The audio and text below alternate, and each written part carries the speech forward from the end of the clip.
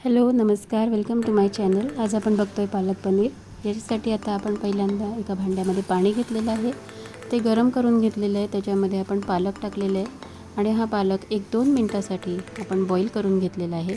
इंग्लिशमध्ये याला ब्लांच करून घेणे असं म्हणतात। आता हे गार पाणी आहे, ह्या गार पाण्यामध्ये गरम पालक जो आहे आपण शिजवलेला तो 2 मिनिटं ठेवायचा आहे। त्याच्यातलं थोडं पाणी अगदी घट्ट पिळायचं नाही आहे, वरवर पाणी हे पिळून घ्यायचं आहे आणि मिक्सरच्या भांड्यामध्ये काढून घ्यायचं आहे।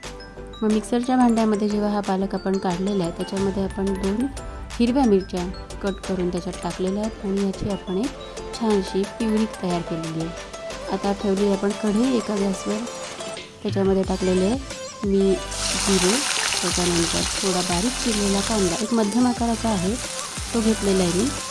तो छान 2 मिनिटं परतला आहे। त्याच्यामध्ये थोडंसं मी जिरे, आलं आणि लसूण याची पेस्ट टाकलेली आहे। त्याच्यानंतर मी टोमॅटोची प्युरी याच्यात ॲड केलेली आहे आणि हे छान शिजेपर्यंत आपण हे परतवून घेऊ। त्याच्यानंतर मी त्याच्यामध्ये केलेले आहे ॲड हळद, लाल तिखट, धणे पावडर, कसुरी मेथी थोडीशी अशी आणि त्याच्यानंतर आपण हे थोडंसं परतवून घेऊयात। हे परतवून झालं की त्याच्यामध्ये ॲड करायचं परत आपल्याला थोडंसं